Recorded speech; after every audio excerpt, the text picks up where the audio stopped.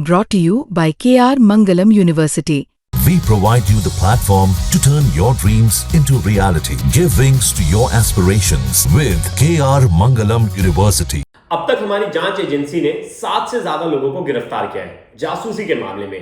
ये वही 7 लोग हैं जो भारत में रहकर भारत के साथ गद्दारी कर रहे थे और पाकिस्तान के लिए जासूसी कर रहे थे।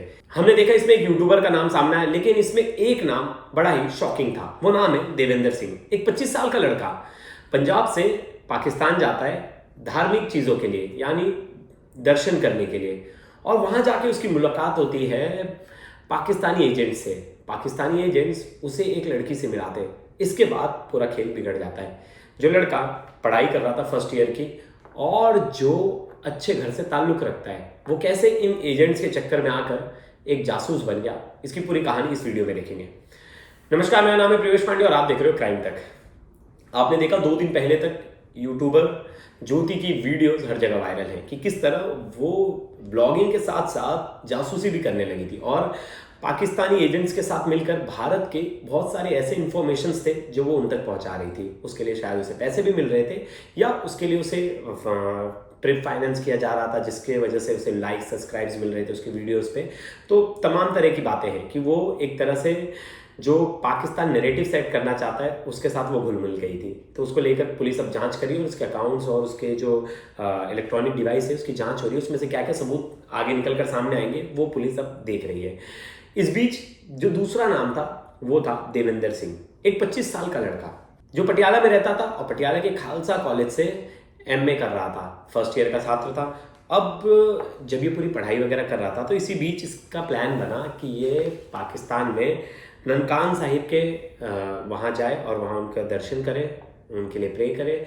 वहाँ जाके तो वो दर्शन करने के लिए जो करतारपुर कॉरिडोर है वहाँ से पाकिस्तान जाता है और तारीख 2024 में ये जाता है। 2024 में वहाँ जाता है तो अब इसका मकसद तो ये होता है कि वहाँ जाना है बस स्पिरिचुअल बिलीव्स के लिए, दर्शन करने के लिए, भगवान भक्ति के लिए। अब वहाँ पहुँचता है और इसकी मुलाकात वहाँ 2 लोगों से होती है जो कि पाकिस्तानी एजेंट्स होते हैं और इंटेलिजेंस के लोग होते हैं। वो कागज़ के हेर फेर के बहाने उससे मिलते हैं कि तुम्हारा पासपोर्ट दिखाओ, तुम्हारा आईडी प्रूफ दिखाओ, तुम कहाँ से आए, क्या आए। इसी से उसकी दोस्ती बढ़ जाती है उनसे। फिर वो इसी बहाने उसे कहते हैं कि अच्छा तुम यहाँ रुक रहे हो, तो हम कहते हैं तुम्हारी हेल्प के लिए, हमारी दोस्त है वो तुम्हारी हेल्प कर देगी वहाँ रुकने के लिए, ठहरने के लिए। तो इससे उसे लगता है कि यार अच्छे लोग, यार पाकिस्तान के भले लोग हैं, मेरी हेल्प करना चाह रहे हैं। तो वो इस बात पे राज़ी हो जाता है और उसकी मुलाकात करवा देते हैं वहाँ एक लड़की से, जो कि लड़की प्लान कर भेजी गई होती है और उसे हनी ट्रैप में फंसाने के लिए। वो लड़की उससे मिलती है, वहाँ उससे हेल्प करती है, उसके साथ घूमती फिरती है और 7 दिन तक वो उस लड़की के साथ रहता है। 7 दिन में लड़की उसे ऐसा चक्कर चलाती है, उसे ऐसा पागल बनाती है कि वो फिर एक तरह से उसके जाल में फंस जाता है और फिर वो धीरे धीरे वो जो बोलती है वो करने लगता है। फिर उससे डिस्कशन होता है कि तुम हमारे लिए कुछ बता सकते हो अगर हमें कुछ इन्फॉर्मेशन चाहिए, लेकिन वो अंदाज़ उसका अलग होता है। ऐसा नहीं लगता है कि वो कोई इन्फॉर्मेशन मांग रही है, लेकिन बात में वो उससे सब चीज़ उगलवा लेती है। फिर इसी को लेकर वो दोनों परेशान रहने लग, मतलब वहाँ के इसके घर वाले लोगों को कुछ पता नहीं था। वो थोड़े परेशान रहते थे कि ये गया है इतने दिन तक, अभी तक आया नहीं। फिर घर वालों ने फ़ोन भी किया तो बोला कि नहीं मैं घूम ही रहा हूँ। फिर चलो घर वालों को लगा कि ये बड़ा नॉर्मल है, बेटा गया है घूमने और घूम के आ रहा है, क्योंकि घर वाले बहुत अच्छे फैमिली से और बड़े संपन्न फैमिली से। अब इस बीच ये भारत आता है तो अब इसके बारे में तो ना हमारी एजेंसीज को पता है ना किसी को पता है।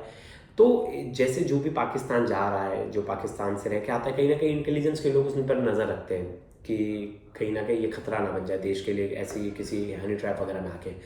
तो इसने एक गलती कर देता है। ये एक गलती क्या, ये अपने प्रोफाइल में फ़ोटोज़ डाल देता है, किसके, अपने, और वो भी गन्स के साथ जो फ़ोटोज़ होते हैं उसके, वो वायरल होने लगते हैं और कहीं से उसकी नज़र पड़ जाती है पुलिस वालों को। पुलिस वाले उसे पूछताछ के लिए बुलाते हैं तो ऐसे इन्फॉर्मेशन सामने आती है, फिर पुलिस को बड़ा शक होता है।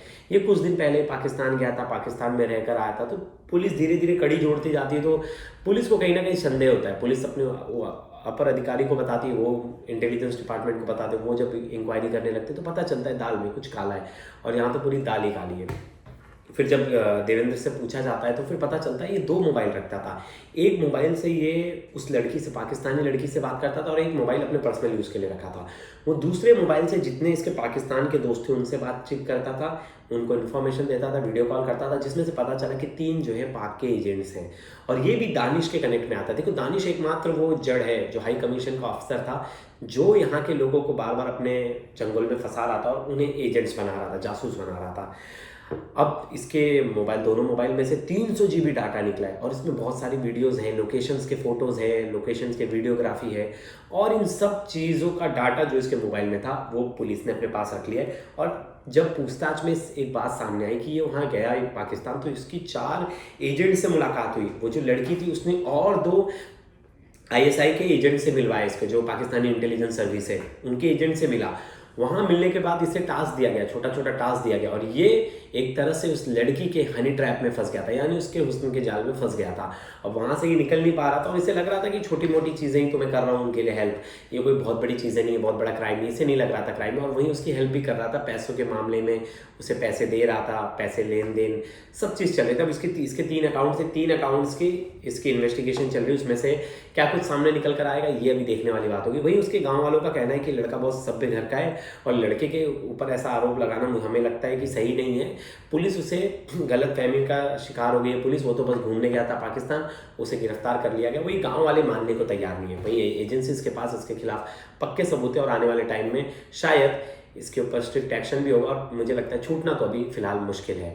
और क्या क्या इन्फॉर्मेशन निकल कर आती है ये भी, लेकिन इसलिए जो भी पाकिस्तान जाते, किसी देश में जाते, तो अगर कोई अनजान आपकी बहुत ज़्यादा हेल्प कर रहा है, बहुत ज़्यादा आपको फ्री में कुछ गिफ्ट कर रहा है, फ्री में आपके लिए सब कुछ कर रहा है, तो उसके पीछे ज़रूर कोई चाल हो सकती है। ये आपके लिए जानना बहुत ज़रूरी होगा। और आप कोई ऐसा इन्फॉर्मेशन तो उससे शेयर नहीं करें जो देश के खिलाफ है, उससे आपके देश को नेशनल थ्रेट बन सकती है वो सब चीज़ें। तो ज्योति को भी ऐसे ही लगता था, ज्योति लगती थी अरे ये लोग तो मेरी कितना स्वागत सत्कार कर रहे हैं, ये लोग तो मेरे लिए फ्री में अकोमोडेशंस बुक कर रहे हैं, ये लोग मेरे लिए फ्री में होटल्स और बाकी सब चीज़ें करा रहे हैं।